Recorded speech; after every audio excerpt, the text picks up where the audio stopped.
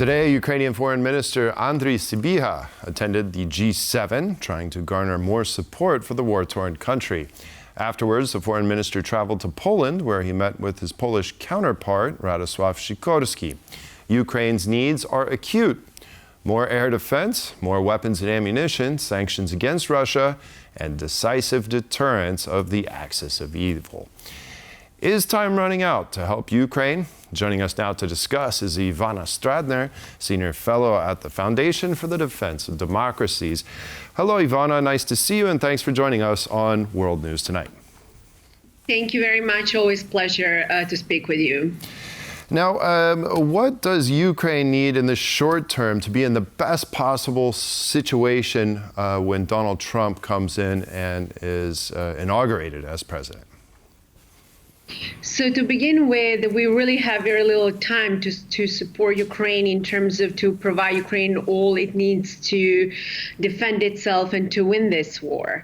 And while the United States, followed by our allies, some allies, provide Ukraine with a permission to hit inside Russia, that is actually really not enough, because we also need to send more long-range missiles. We have to provide other weapons to Ukraine, but also, as you mentioned, to really tight sanctions related to Russia. Because even though some people argue that sanctions are not working, I do believe in 2025, Putin will definitely feel in his economy our sanctions. That is precisely why it is right now the right time actually to impose even more sanctions on Russia, so Putin can feel it economically, because he has already shifted his economy, making it like a war economy.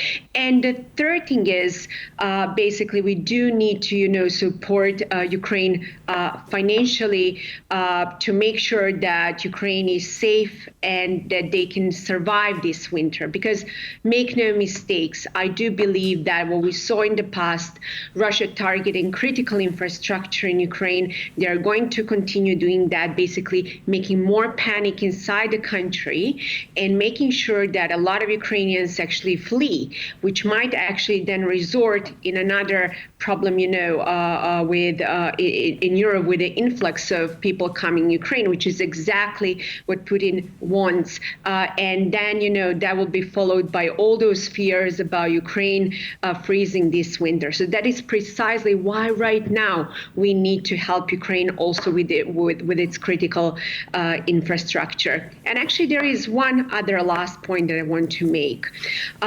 We can provide all the weapons that we want and all the support to Ukraine that we want. It will not be enough until we actually make a final decision what victory really means, and stop having that delusion, living in a delusion world, thinking that Putin wants to negotiate it. It is precisely what I fear that might actually happen with the Trump administration, who thinks, that he can make sure that put Putin on the table and to negotiate in 24 hours. If you read carefully Putin's statements for his domestic audience, he actually noted multiple times that this is not up for negotiations. He does not want to negotiate. All he really needs to do and wants to do is to buy more time, to replenish his military, to reposition and continue. And what we saw, during the meeting today, also during G7 meeting, is that people are rightfully very concerned, because make no mistake, this war is not going to stay in Ukraine because Putin, in my view, is indeed going to challenge the rest of Europe right below the threshold of war. Look, he does not need to really roll on tanks and jets in Poland. He does not need to roll on tanks and jets in any of the neighboring countries, destabilizing Europe or making provocations or using sabotage, what we already see across Europe, will put Europe on the brink. Because never forget that Putin is not a military guy. He's a KGB guy. He loves to exploit the vulnerabilities of his opponents. And that is precisely what I have to admit. Policymakers in Poland understand much better than some policymakers in Brussels or Washington, D.C.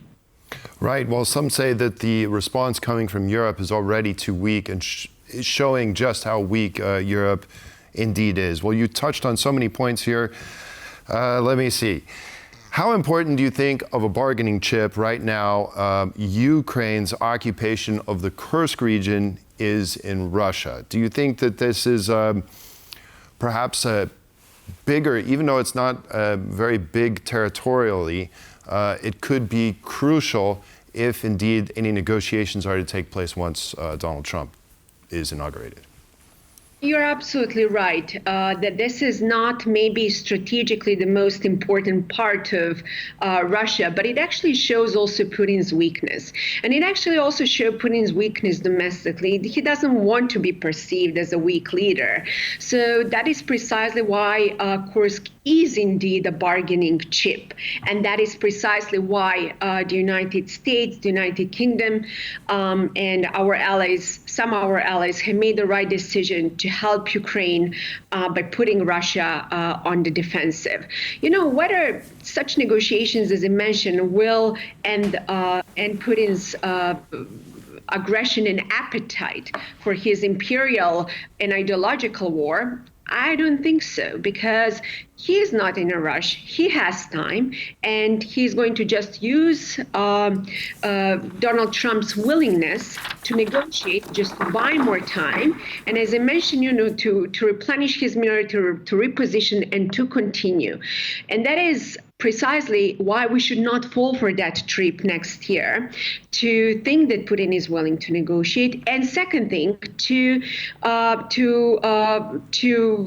to impose further sanctions, because Trump's also think, for example, probably that we should not invite Ukraine to NATO, and in my view, that's a wrong call, because Putin is not the one who should make those calls. And I understand. Look, I'm sitting here in Washington D.C., where a lot of policymakers might actually fear nuclear escalation. And as soon as we provided Ukraine with long-range missiles, and recently also allow Ukraine to hit inside Russia to defend itself, Putin immediately changed the nuclear doctrine, because he understands perfectly that the West fears escalation in Armageddon. But just look at the history. When we send javelins, Putin didn't escalate. When we send jets, Putin didn't escalate. When we send long-range missiles, Putin didn't escalate. Actually, Putin has no rational incentive to use nuclear weapons, but he understands perfectly how to escalate to de-escalate. Right, and something we often forget is when we sent javelins, it was Donald Trump who was the first to do so. So let's, with that, have some good hope in mind. Ivana Stradner, thank you very much for joining me tonight. Appreciate your insight. Thank you very much for inviting me, as always. And that concludes this edition of World News Tonight. Thank you all for watching. Have a wonderful evening, and we'll see you next time. Good night.